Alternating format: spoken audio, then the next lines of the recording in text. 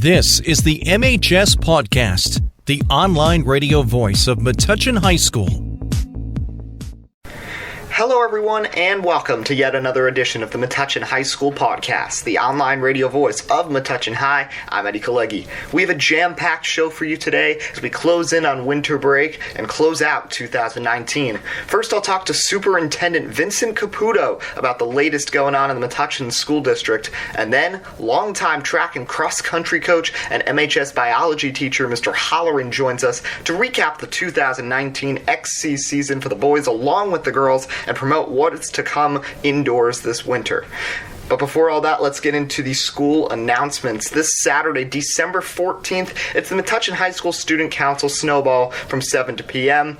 Tickets are on sale at lunch each day leading up to the event. There is a Board of Education meeting on Tuesday, December 17th at 8 p.m. in the MHS Auditorium.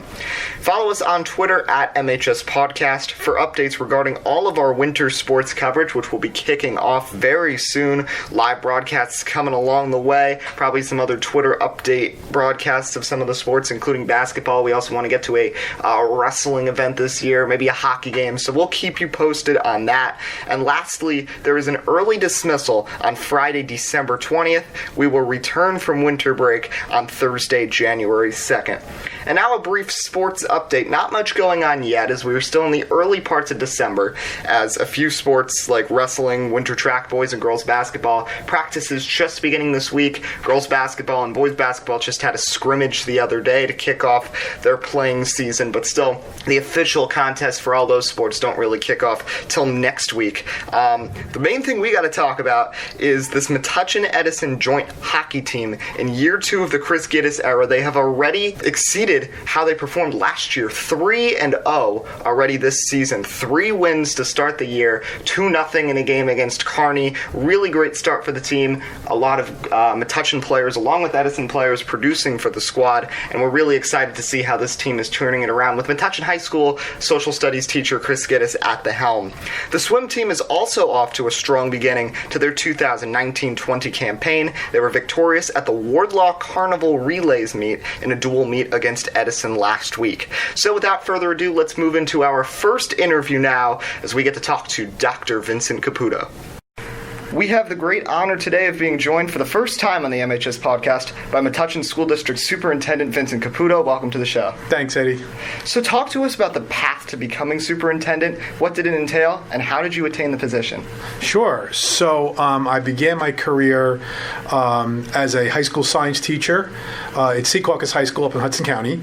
I taught there for 10 and a half years. While I was teaching, I also coached varsity girls basketball and varsity softball. I got a second master's degree in administration that allowed me to look for supervisor jobs. In the summer of 2000, I was hired in Cranford as a science and math supervisor. I moved up to vice principal in 2006. I interviewed for an assistant superintendent job in Clark. In 2011, I was hired here. And since I've been here, I've also earned my doctorate from St. Peter's, and I can't believe it's been 8 years. Yeah, it's gone by very quickly. Yes. So, what are some of the daily tasks of being superintendent? Because some people just think about you as the guy that they send a tweet to find out if there's going to be a snow day or not. Yes. And what do you enjoy most about the job?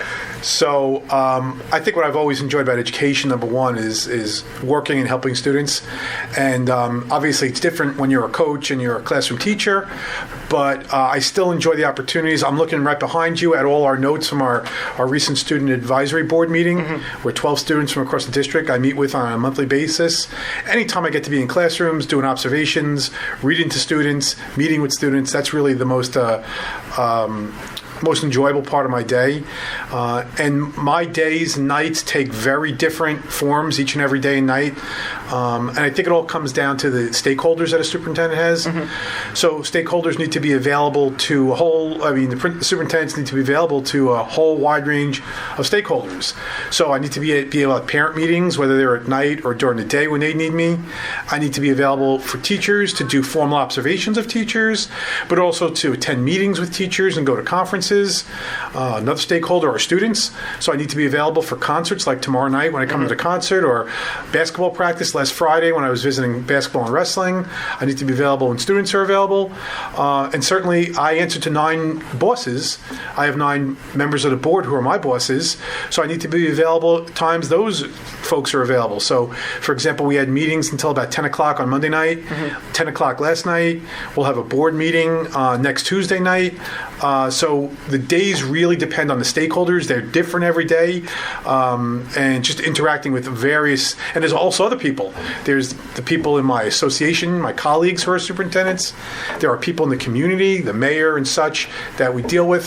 So there's a wide range of stakeholders. Definitely a very unique job. So first few months of the school year, definitely the biggest thing that's happened was the groundbreaking mental health referendum that was just passed back on election day for the school district.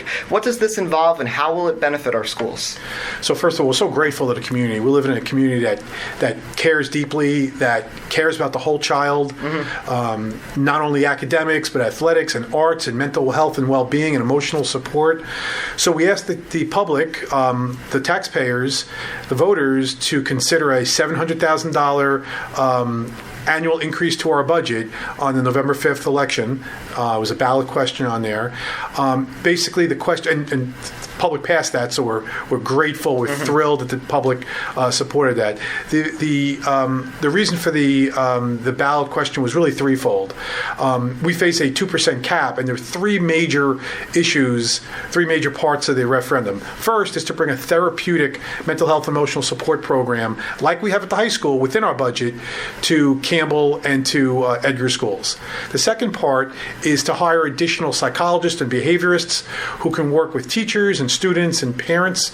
And thirdly was to provide academic and behavioral supports, and those might be in the form of reading intervention, they might be in the form of social skills groups before or after or during school for students. So really 3 parts, this is all a genesis from the mental health crisis that's facing our nation. Depression, anxiety, suicides, obviously critical issues that all schools are facing. We felt that just like nurses were kind of new to schools 100 years ago, and just like student assistance counselors were new maybe 20 or 30 years ago, we think when we look back on 2019, in 10 or 15 years, every district will have mental health clinicians in their district. And that's our goal, to provide the best mental wellness support program for students that we possibly can. And you mentioned that it's something new, comparing it with the nurses. Metuchen, I believe only one other district in the state passed something like this, a similar referendum this past November. So really you're setting the bar for what hopefully we'll see throughout New Jersey in the near future. Yeah, we're trying. There's some bigger districts that have had these kinds of programs for years within their budget. Smaller districts like us, and we're not small, but we have a $40 million budget, but 94% of those costs are fixed. So to add any kind of major initiative like this, we had to ask our taxpayers. We hadn't asked our taxpayers for additional monies above the cap in a long time, and they really came through. We're so proud of them. So just a couple weeks ago, Metuchen High School hosted a public forum with Congressman Frank Pallone there to discuss the growing vaping epidemic. Tell us about that conference and what other steps the district plans to take at this point regarding the issue. So we're so happy to be able to host that conference, and it brought together medical professionals from Hackensack Meridian Health. It brought together students and staff from our school. It brought together Congressman Pallone and other politicians to really kind of put a spotlight on this, as you call it, a vaping epidemic.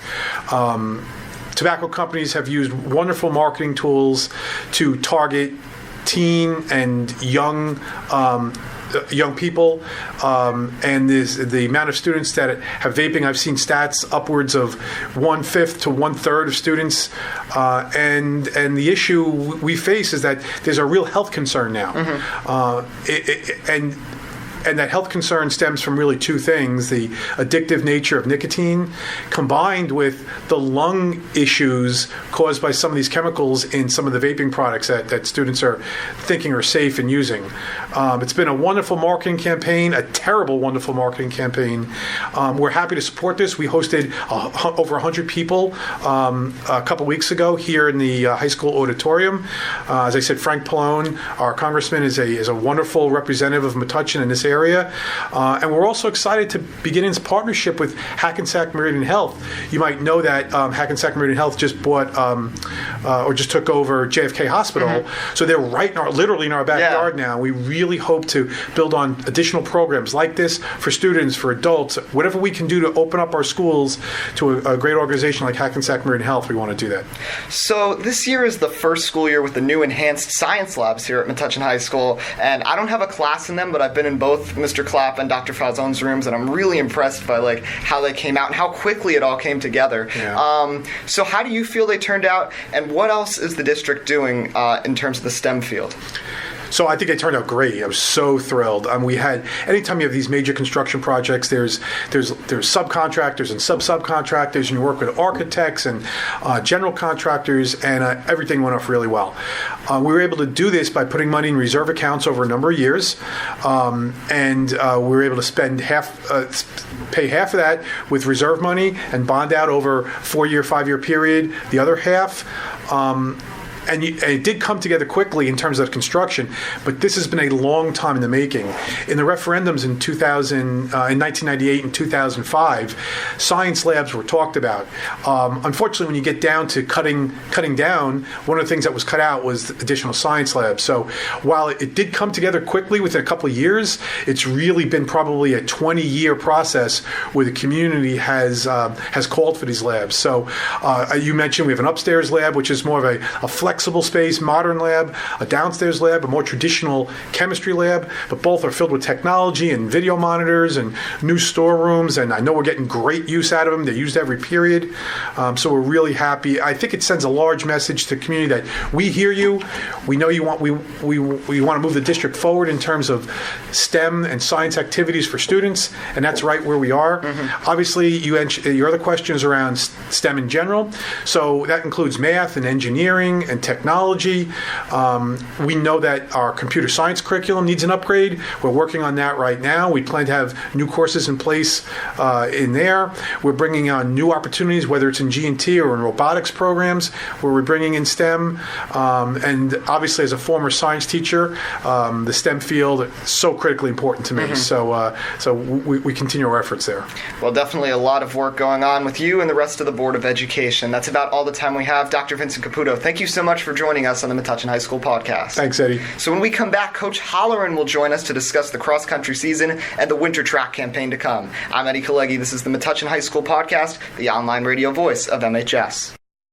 Having trouble seeing the board in class? Do you need safety glasses for your school sport? If you answered yes to either of these questions, head over to Optique Unique, the eyeglass store at 406 Main Street in Metuchen. Optique Unique does it all. Not only do they offer eyewear for all ages, they also sell sports-specific safety glasses for kids and adults. Call them at 732-321-2020. That's 732-321-2020, or visit OptiqueUnique.com. Do you want to build character, build confidence, or even build yourself? All that and more can be accomplished at the Black Belt Institute at 23 New Street, right here in Metuchen. Students of all ages have been able to learn respect, discipline, fitness, and self-defense from their experienced instructors for over 20 years. Whether you're an adult looking for stress reduction or know someone young who has interest in Taekwondo, the Black Belt Institute is the place to go. The Institute takes a fun approach at teaching the rules of self-defense, instilling in their students an I-can-do-it attitude. Interested in taking a class? Call them at 732-205-9797 or visit their website at blackbeltinst.com. Once again, that's 732-205-9797 or blackbeltinst.com. The Black Belt Institute, Metuchen's leader in martial arts and fitness. The MHS Pawdcast is also sponsored by Allstate Insurance at 63 Pearl Street in Metuchen. Allstate, are you in good hands? Continuing here on the Metuchen High School Podcast, the online radio voice of MHS, I'm Eddie Kalegi. As we approach the holiday season, the 2019-20 winter track campaign is set to begin. To recap 2019 cross country and preview what's to come, it's a pleasure to be joined by longtime Metuchen High School biology teacher and coach Mr. Holleran. Welcome to the show. Thanks, Eddie. How you doing? I'm doing good. So when did you first develop an interest in track, and what was it that truly drew you to the sport? I developed an interest in running when I was in the 6th or 7th grade. I ran for a Catholic school. I was a sprinter, and then I got to high school and I took up distance running, and I haven't stopped doing it since. And you've had such a commitment to the sport now for decades. Yes. So what is the experience like having some of your biology students running for the team? It must be interesting seeing kids like in the classroom and then seeing them out on the track, getting to see like the two faces of them. True. You do get to know them a little bit better when you deal with them one-on-one in a sport than you do in a classroom. And it's always kind of interesting to see how they evolve over time. So it's a nice thing. So the cross-country season just wrapped up. Really successful for the girls. They got 16th at Meet of Champions. The boys as well. So who has led the way for the boys and the girls this year in cross-country, and what were you most happy about this past season? Okay, as far as the boys are concerned, we saw a tremendous amount of improvement. Last year we were young. We had lost a lot of kids from the year before. And we were only 8th in group. We went to Group 2 last year for the first time in the school's history, and we were 8th in the sectional last year. This year we were able to qualify to the group meet, and we wound up being the 8th best group team in the state. A lot of the guys improved along the way. Akash Sood was our top runner. Thomas Kwok, Ramir. Those three guys made huge improvements. And then we had Tanush Gupta, who came down. Jai Dreyer, who has really never run cross country before, also contributed. And then we had June Gesselin, who was a freshman. So we actually had a pretty good group, a very young group. We're the youngest boys team back next year in Group 2. So I was real pleased with what they did. They made commitments from June till the Saturday after Thanksgiving. So a great group of kids. The girls. I don't really coach the girls. My wife does, but I'll speak about them. They had another tremendous year. They didn't have a lot of kids, though, so it made it a little tough for them in terms of practice and also racing. You have to be careful. You only have 5 or 6 kids, but they did have a very good season. They both teams won the white division this year. I guess I didn't say that for the boys, but the girls were runner-up in the county to the number 10 team in the state. They were number 2 in the sectional to the number 7 team in the state. So they were pitted against some very good competition along the way. They were 4th in Group 2, and then they were 16th at the Meet of Champions. Pretty incredible. You know, another great year for them. And I know that they had a solid 5 along the board. Zoe Brown came into the mix this year as a freshman to kind of help the team out because they only had 4 standouts, and she stepped up as the 5th runner and did a great job. So it's been a good year. And something really good for both the boys and the girls. You mentioned the girls, like a small numbers on the team, but all 4 grades, you have kids from the freshman all the way up to the senior class that are producing on the team. And it's really great to see when people graduate, like next person steps up. That's pretty much the way it's been. We've been fortunate for that to be true. And like I've said to you before, we do have outstanding kids in the high school who take what they do very seriously, no matter what it is, whether it's this or be in the band or in the play. We're surrounded by great individuals, great young people, so we are fortunate in that respect. Yes. So winter track season just about to begin, I believe today actually is. Yes, we're starting today. So who's going to really lead the way in winter track for the boys and the girls this year? Okay, well, on the guys' side, I would say our leaders will be our cross-country guys, you know, the 3 guys I mentioned before, plus Gio Ortega, who's an 800 kid who should come back and be very strong. Thomas Cordes, who last spring came out last winter, but then last spring really came into his own for the first time on the sport and did a tremendous job.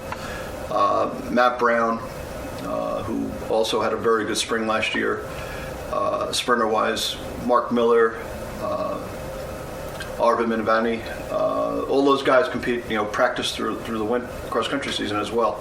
So they're all pretty much ready to go. August Hines in the shot put. So we're surrounded once again by a good group of kids, and we're also still pretty young. So I'm really looking forward to see what we can do. It should be fun. Definitely a lot to anticipate and be excited about. Coach Holleran, thanks for joining us here on the Metuchen High School Podcast. Thank you, Eddie. Well, that's about all the time we have today. A thank you to Dr. Vincent Caputo for coming in and stopping by to discuss everything going on in the Metuchen School District, and also Mr. Holleran. We will have one more show before winter break. It'll be our annual holiday trivia show, probably being released next Friday, so you can follow us on Twitter for that. And as we said at the beginning, sports broadcast is coming very soon for the winter sports season, namely boys and girls basketball, so we will keep you updated on that. So we'll wrap things up here. I'm Eddie Kalegi. This is the Metuchen High School Podcast, the online radio voice of MHS. We'll see you next time.